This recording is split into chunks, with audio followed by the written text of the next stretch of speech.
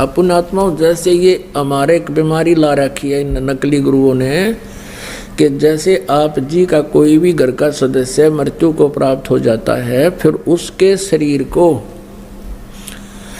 सभा करने के उपरांत, अंतिम संस्कार करने के उपरांत उसकी अस्थियों को गंगा में डाल कर आना कंपलसरी बना रखा है।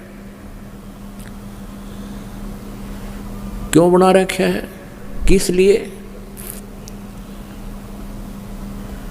और ये कहते हैं तेरे पिता की गति नहीं होगी, तेरी माँ की गति नहीं होगी यदि वहां नहीं डाल का होगा तो। वहां फिर और ठग बैठे, यहाँ के भेजने वाले एजेंट अपना कमीशन ले लें और वहाँ बैठे वो जो गंगा में डलवाएंगे उन अस्थियों ने वह न्यारे चार्ज करें। अपने आत्माओं ये सब अज्ञान के कारण, तत्व ज्ञान के अभाव से हो रहा था। अब क्या होता है, जैसे एक व्यक्ति किसी किराए के मकान पर रहता है और उसको मकान मालिक कह देता है भाई मकान खाली कर दे, मुझे आवश्यकता है, तो उस समय वो छोड़ना जी ना करता। और इस मकान में तो यू अपना मान रहा, अपना पर्सनल मान रहा है, इसमें इस मकान में तो यू कोई सैकड़ों वर्ष रहता है, तो इस मकान को ये छोड़ना नहीं चाहता, अपना मान बैठता है।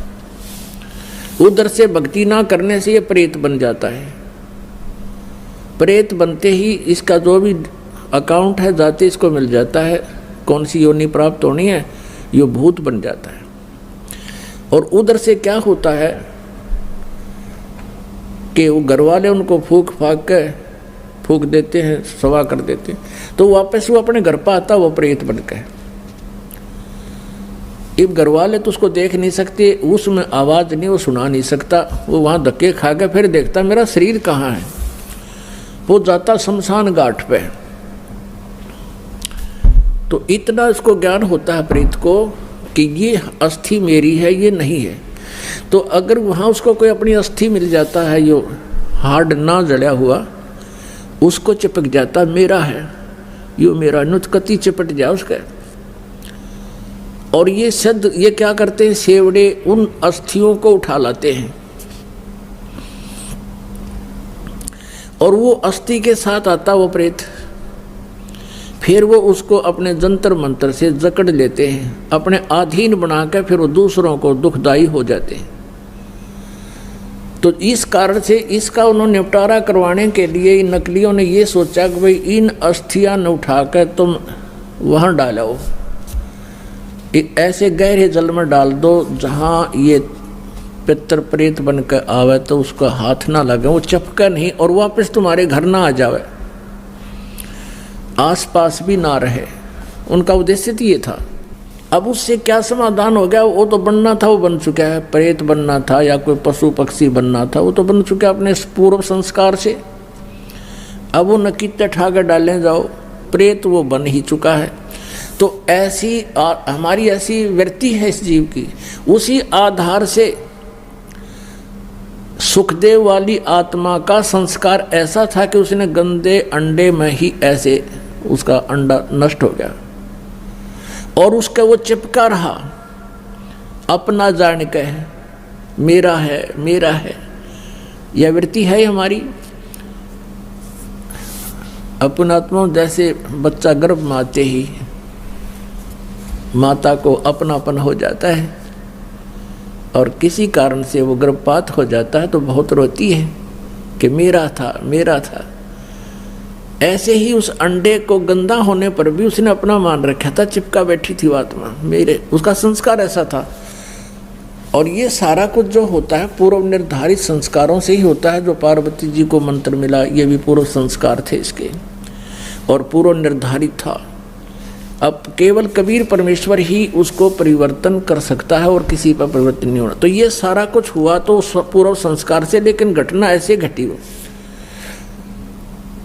तो वो अंडे को जो चिपका में बैठा था वो सुखदेव वाली आत्मा, इसी प्रकार जो ये अस्थियां उठाने की बीमारी लगाई इन लोगों ने इस उद्देश्य से लाई कि जब जय यू उल्टा आ गया तो वहाँ शमशान घाट पर बैठा रहेगा।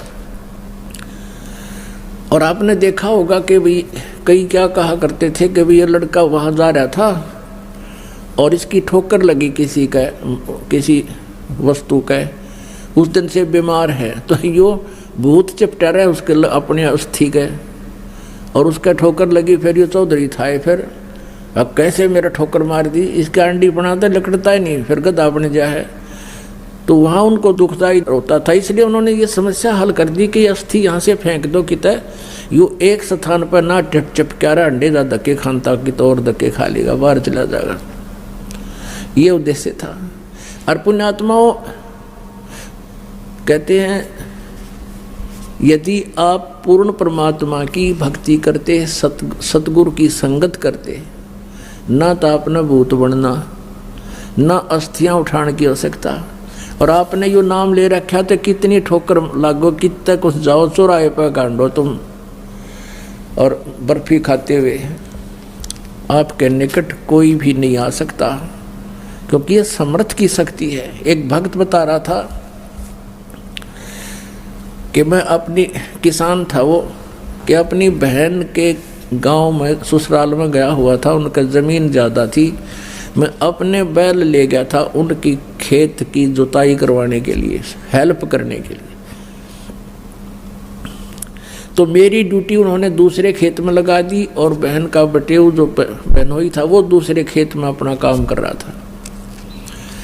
उस खेत के पास में एक छोटा सा तालाब था, तलैया थी, जोड़ी थी, उसमें एक छोटी सी मंडी बना रखी थी, और कोई वहाँ पर एक 5 किलो एक बेली होती थी, 5 किलो गुड़ का एक ही आइटम बना दिया करते, पेड़ा सा इतना बारा, वो चढ़ा गया वहाँ, वो को पीर प्यार था, पीर की मड़ी थी। वो कहने लगा मैं बैलों को पानी पिलाने के लिए जब गया वहाँ तालाब में, तो मैंने देखा इतना गुड़ दरा बहुत सुंदर, मैंने वो उठा लिया, कुछ तो आप खाया, कुछ कूट छेद के बैलों को खिला दिया, चारे में डाल दिया। और नाम मैंने ले ही रखा था परमेश्वर कबीर जी का, आपके परमात्मा की शरण में आ चुका था। तो फिर मुझे वो इतनी दूर दिखाई दिया, एक दोपहर के समय वहाँ बैठा था मैं, कम से कम 50 फुट की दूरी पर एक 3 फुट का आदमी, सफ़ेद दाढ़ी, सफ़ेद कपड़े और 9 आँखें लाल कर रहा, कहने लगा तू ठाडे की शरण में था, ना तेरा बक्कल तारूं, उतने मेरा गुड़ खा लिया। तो तगड़े की शरण में था इसलिए बच गया, ना तेरा बक्कल तारूं, तने मेरा गुड़ खा लिया। ये भूत बेटी के बाप खावे कुत्ते, उनको भी यही आभास है कि मेरा है, बस धर दियाड़ा मेरा हो गया भी। तो पुण्यात्माओं आप समर्थ की शरण आ चुके हो, ये तो आपका असर करें को नहीं।